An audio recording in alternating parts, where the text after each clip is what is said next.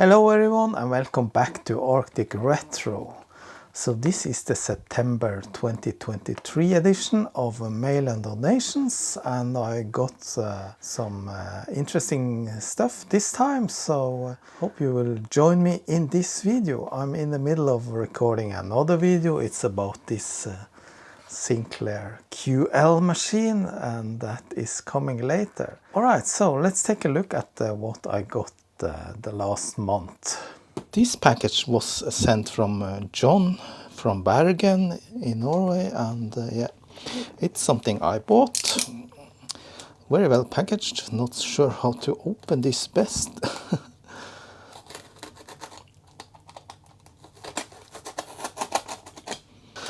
Yeah, let's take a look. Alrighty. This is an Amiga external floppy disk drive. Yeah, that's one of the very slim ones. Not sure if it's branded with the Commodore or if it's somebody else made it. So supposedly this isn't working, so that gives me an opportunity to try and fix it in a video later. We'll see about that. And the other thing is this one. It's a Luma fix for the Commodore 128. Yeah, it says designed by E5 Frog, manufactured by Shareware Plus. So this is a little add-on for the Commodore 128 to give it a Luma fix that is supposed to give a better image and remove those jail bars.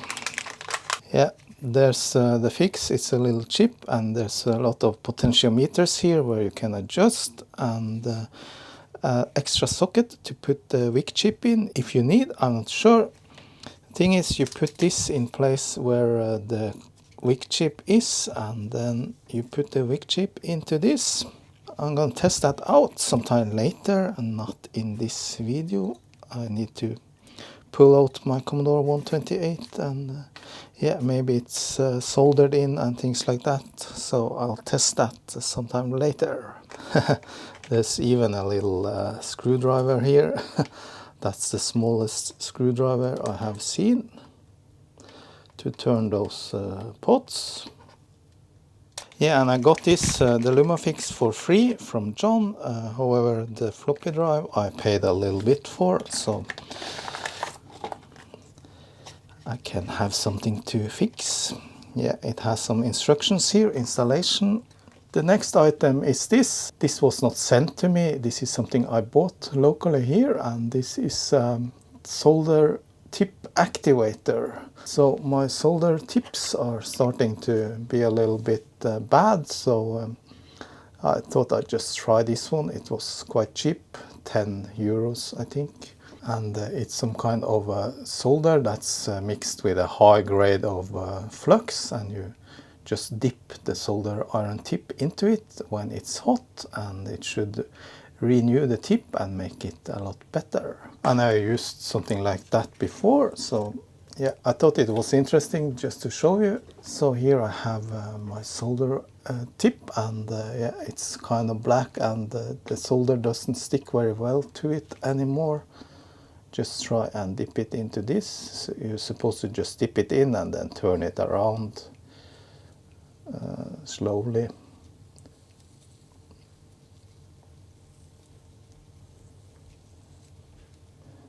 Yeah, that melted. You just want to cover the whole tip. Yes, something like that. And that should improve the tip a lot. I'll see about that when I start to use it. You should, of course, clean the tip regularly. I usually just use this on brass wool, but you can also use like these pads where you add water and then you just clean off the tip on that one. I actually never use that because I think this is good enough. So this is my smaller tip for smaller solder jobs. This is actually my preferred tip, and it's a little bit crusty as well. as you can see, so I'm gonna treat that one as well. This is still hot, so yeah, oh, it's cooled down a little bit. Yeah, still too hot to handle. Oops, hot. Just clean off the tip a little bit. I should have done that on the other one as well. Yeah, it doesn't look too bad, but still gonna try and use this.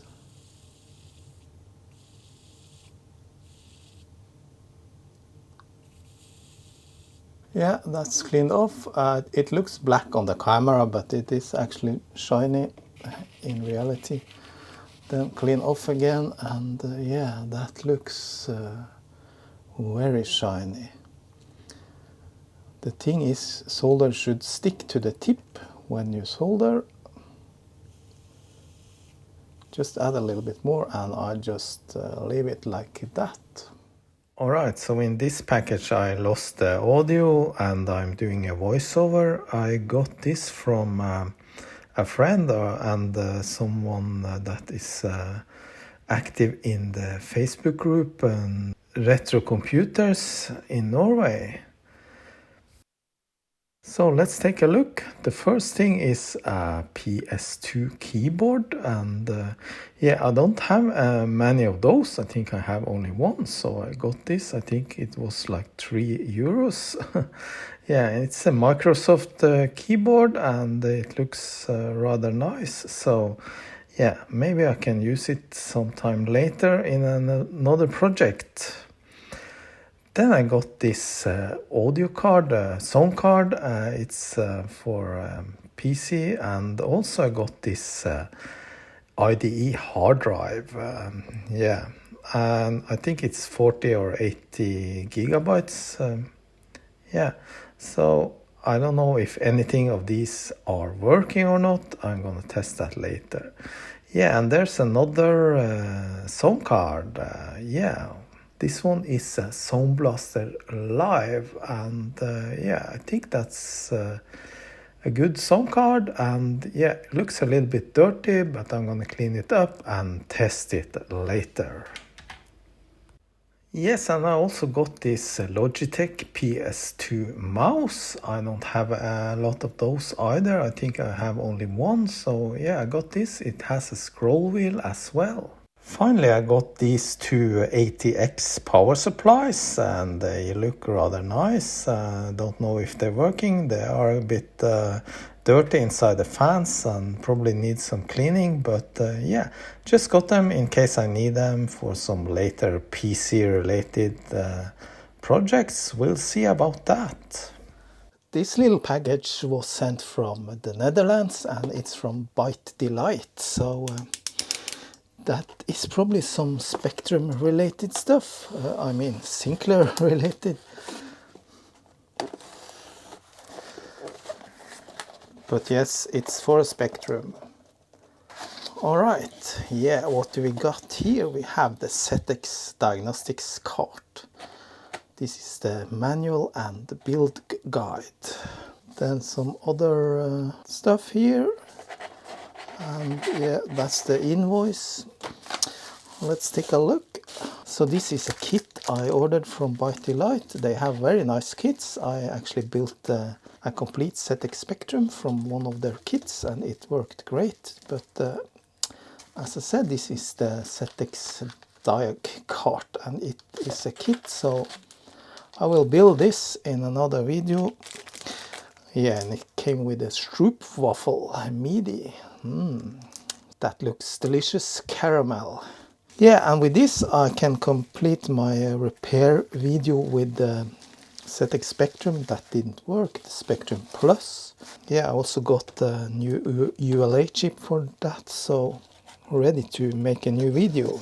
The next package is this. This is something I bought from a second-hand or retro shop here in Norway called O'Brien's Retro, and yeah, they have a website where they sell old retro computer stuff, among other things. I think they also have like toys and comic books and things like that, but a lot of stuff and games for old machines as well. So I just browsed it and I found this one. There's actually two things here. This was amazingly hard to get out, but yeah, it's an Amiga power supply, and yeah, it was quite cheap. The reason I bought it is that I have several Amiga 500s, but I have only two power supplies. Hopefully it's working. I'm not gonna test it right now. I'm just gonna check the voltages, and this is the light edition, you know, doesn't weigh much. Let's see now if we find any voltages on this. Yeah, there's 5.2 volts. There's 10 volts. Yeah, so this seems to be working. Well, thinking about it, it's supposed to be 12 volts. Maybe I measured the wrong pins, I don't know. This is the second bit from that package, and yeah, let's take a look.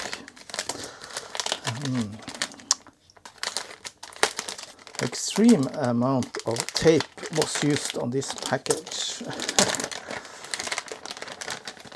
Yeah, and these are two Kickstart ROMs for the Amiga. It's Kickstart 3.1.4 and it's for the Amiga 1200. So yeah, they were pretty cheap as well, so I just picked them up, and I don't have any particular use for it right now, but I'm sure I can use them sometime.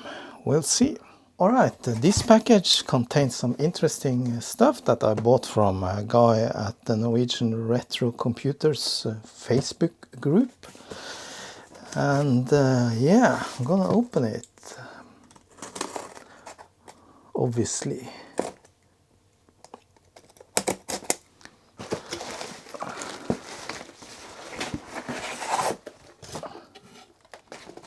And this is a floppy disk drive, and it's a special one I have never seen before.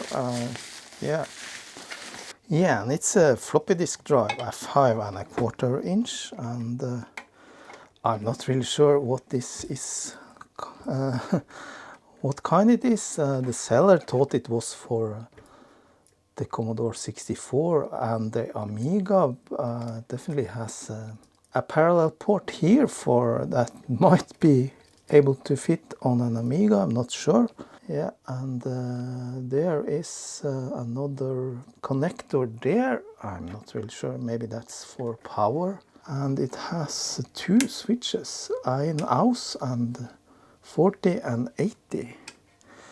So 40 tracks or 80 tracks, and on and off, German.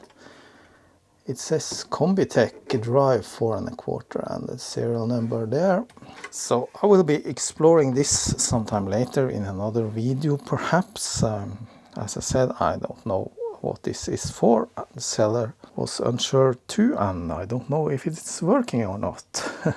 I'm pretty sure this is for the power supply, however, there is no power supply with this, so I need to figure out that. I'm pretty sure it won't be powered by the computer, but yeah, I don't know.